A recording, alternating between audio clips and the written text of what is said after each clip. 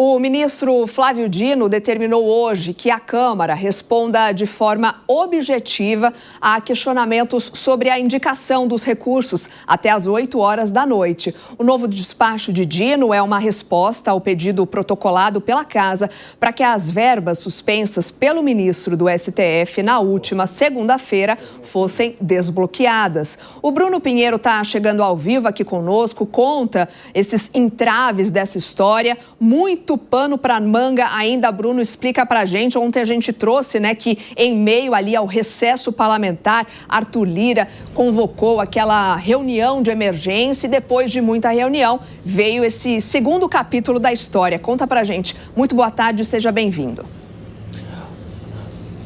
Arthur Lira até antecipou ontem à noite que haveria essa reação, uma nova consulta ao STF. Ótima tarde a você, Soraya, que nos acompanha aqui na Jovem Pan. Arthur Lira ontem, numa entrevista, rapidamente, não respondeu a nenhum jornalista, fez uma fala após uma reunião no Alvorada e também na residência oficial, que hoje iria acionar o Supremo Tribunal Federal. Assim, ele fez logo cedo, mas eu quero só relembrar que ontem, durante essa entrevista, essa fala de Arthur Lira relembrou que nenhum repasse foi feito de forma ilegal, irregular, e que todos esses repasses, essas emendas foram enviadas com segurança, com muita clareza e nenhuma irregularidade. Arthur Lira ainda revelou o seguinte, que ele espera que os ministros retornem do recesso de Natal e eles relembrem do acordo que foi firmado com Lula lá no Palácio do Planalto numa segunda-feira. Inclusive, só para quem nos acompanha relembrar, naquela segunda-feira que Lula foi hospitalizado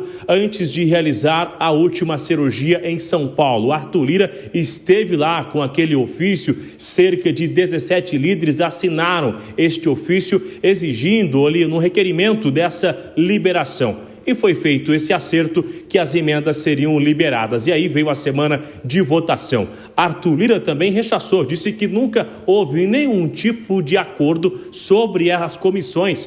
Quando Arthur Lira suspendeu as comissões e concentrou o esforço somente nas votações, ele alegou que não tinha nada a ver com essas emendas, com nenhuma negociação. E aí hoje enviou uma resposta para o Supremo Tribunal Federal. O ministro Flávio Dino disse que, lamentavelmente, não. Este documento de hoje não esclarece, não tem informações essenciais e, então, elas foram novamente requisitadas. E aí, exigindo que até às 20 horas de hoje, de uma sexta-feira, depois de um Natal, às vésperas do Ano Novo, com recesso no Congresso, Arthur Lira ou o Congresso, a Câmara dos Deputados, responda a esses questionamentos. Entre os questionamentos do ministro Flávio Dino, eu separei alguns. Ele quer saber quando houve essa aprovação das especificações ou das indicações das emendas de comissão chamadas RP8, se todas, um pouco mais de 5.449 especificações ou indicações, existem esses ofícios que foram aprovadas nas comissões e quando? Se não foi nas comissões, através de quem que veio essa liberação? O que está também nessas especificações, que é justamente quando o ministro Flávio Dino fala sobre rastreabilidade, localizar essas emendas, esses recursos, onde eles foram utilizados. E ainda sobre a resolução, se existe alguma regra do Congresso que legitime essa liberação dessas emendas e, se existir, em qual artigo está, onde está esse artigo que autoriza e que é legítimo esse repasse da RP8. Então, é um questionamento rápido, enérgico, que vem do Supremo Tribunal Federal contra essa resposta de Arthur Lira, que disse que espera que os ministros lá do Palácio do Planalto relembrem de um acordo e de uma reunião feita com Lula numa segunda-feira lá no Palácio do Planalto. Já estamos numa sexta-feira, chegando no final de semana, o ministro Flávio Dino estabeleceu então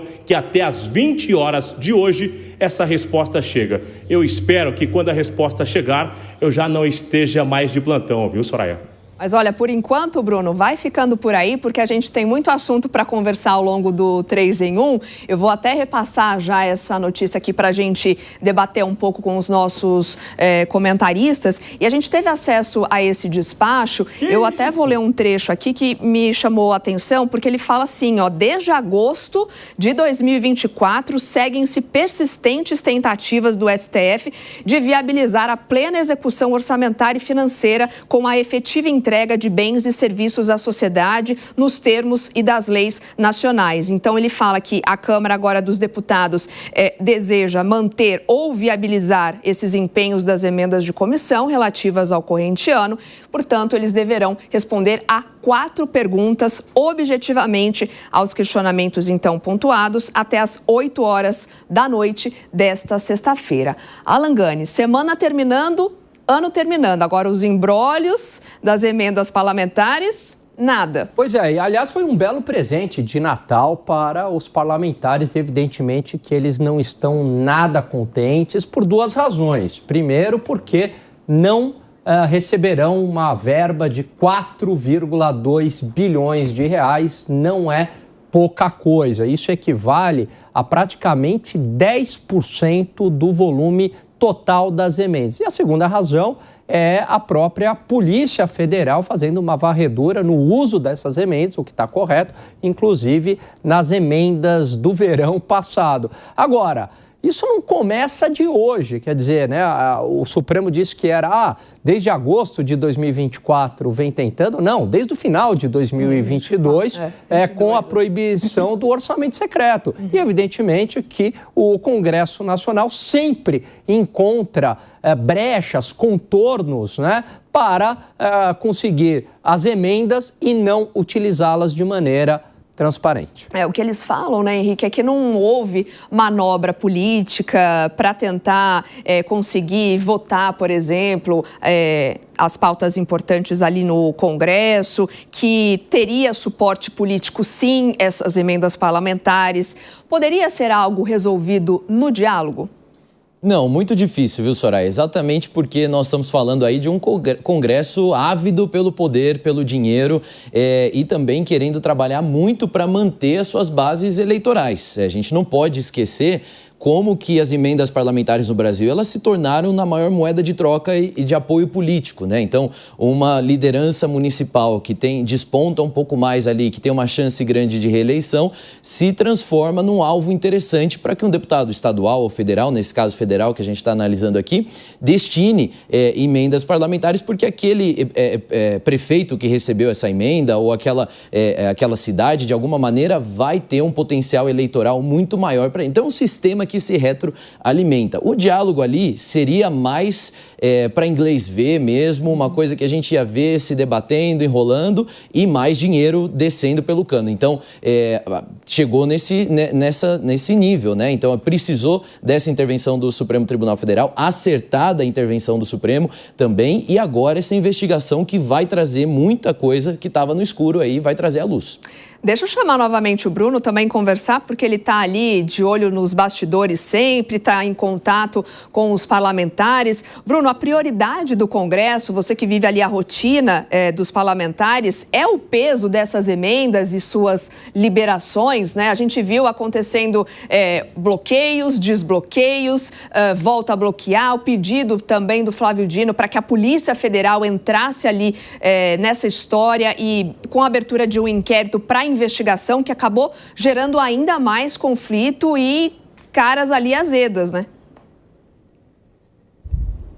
Exatamente, entenderam com um certo excesso nessa resposta do Supremo Tribunal Federal, que não deveria chegar a esse tom, que dava para ter um diálogo antes de ordenar que um inquérito fosse instaurado para investigar essas emendas. Só que o ministro Flávio Dino já estava realmente de olho nisso, porque algumas ordens, algumas determinações do Supremo Tribunal Federal não foram respeitadas. E eu vou citar uma, inclusive. Há 90 dias veio uma decisão do ministro Flávio Dino ordenando que, Soraya, os municípios eles abrissem uma conta individual para receber emendas na área da saúde, que essas emendas que fossem enviadas para os municípios ficassem na área da saúde. Só que até agora, de acordo com o ministro Flávio Dino, os municípios não estão respeitando isso, não fizeram isso até agora. E o que aconteceu? O ministro Flávio Dino chamou a atenção da CGU agora, hoje, para que dentro de, no máximo, cerca de 9 a 10 dias,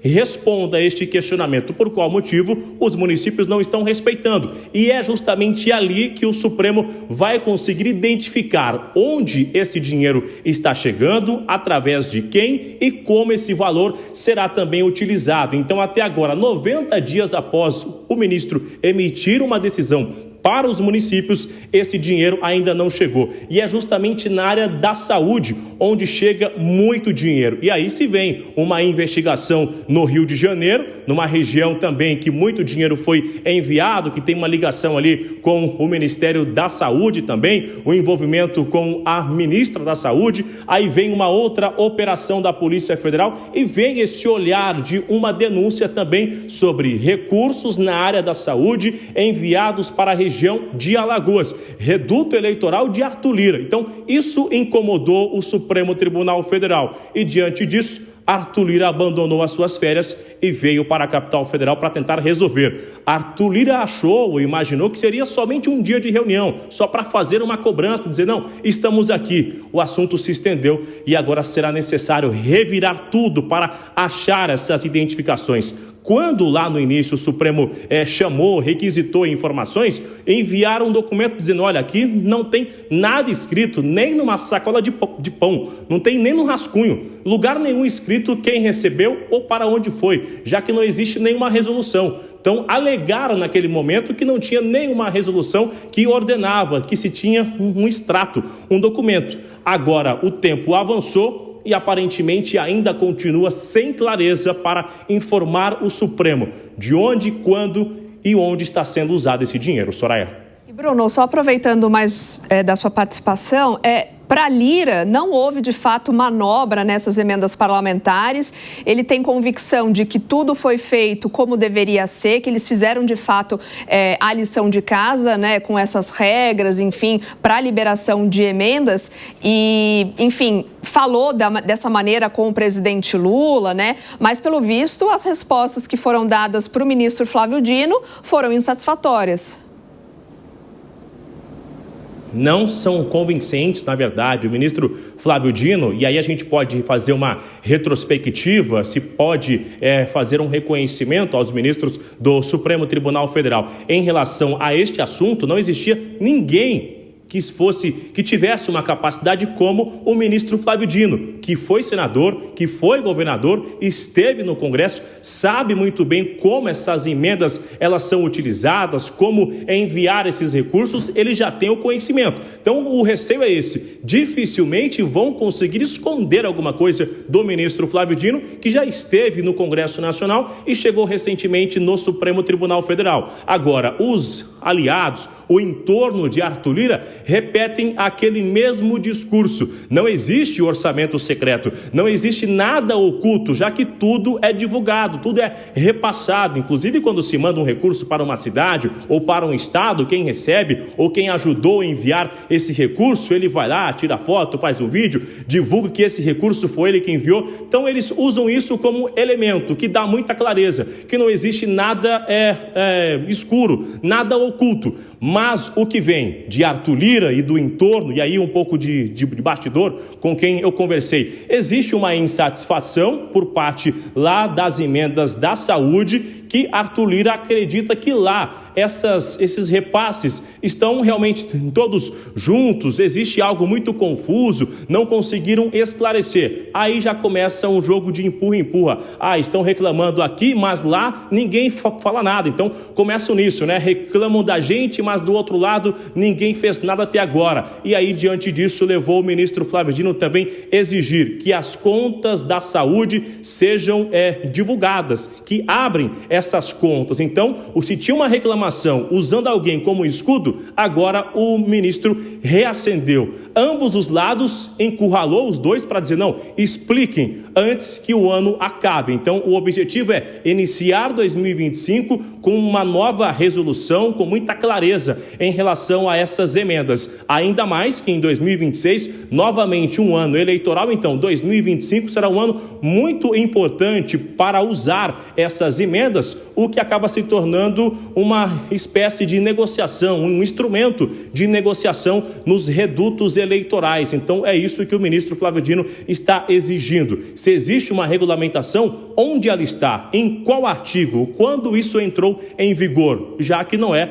do conhecimento do Supremo Tribunal Federal. Pois é, né? São 4h16, tem pouco mais de 4 horas para eles responderem a esses novos questionamentos. São 4 respostas, 4 perguntas, né, que precisarão ser respondidas. Agora, Gani, será que o ministro errou na sua decisão ou a Câmara fez tudo certinho mesmo, como Arthur Lira está dizendo? Por que a gente acreditaria, Soraya, depois de praticamente 2, 3 anos, que agora, justamente agora, a Câmara dos Deputados acertou? Depois de continuar com aquilo que foi conhecido como orçamento secreto, né, que eram as emendas do relator, a Câmara dos Deputados encontrou um jeito de transformar as tal das emendas do relator, do orçamento secreto, nas emendas de comissão, onde continuou operando o orçamento secreto sem a devida transparência. Depois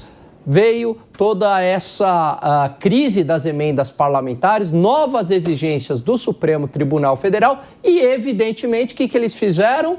Contornaram novamente, arrumaram brechas no sistema. Então, é difícil acreditar, e também vai ser difícil acreditar que, e isso vai ser resolvido, que após essa resolução, eles vão seguir as regras à risca. Essa turma é muito esperta, vai encontrar artifícios novamente para conseguir as emendas e sem dar muitas explicações ao Tribunal de Contas da União, né, ao próprio Supremo, ao destino dessas emendas. Infelizmente, isso é muito retrato do Brasil, esse toma lá da cá presente na política brasileira há anos, há décadas, funciona dessa maneira, sem a devida transparência e, infelizmente, é com o nosso dinheiro, né, que toda essa esbórnia é bancada. Será que vai virar um looping assim?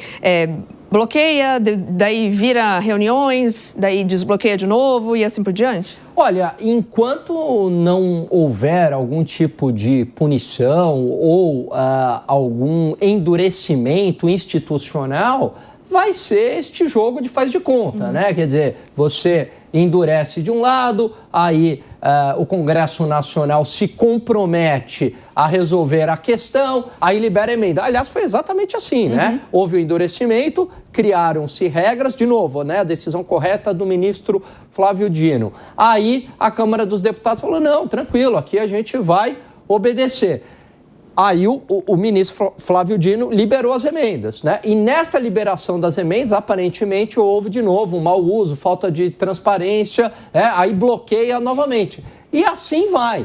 Agora, o Congresso Nacional tem uma percepção de que não é só uma questão do Supremo Tribunal Federal, que tem o dedo do Poder Executivo aí. Até porque há uma relação, eu estou falando da percepção do Congresso, não necessariamente a minha percepção. Sim. Mas até porque, Soraya, o ministro Flávio Dino era um amigo, aliado do presidente da República atual, presidente Lula. Então há essa percepção do Congresso, né, de que o Executivo que está dificultando para a gente. Por isso que a retaliação também recai sobre o Poder Executivo.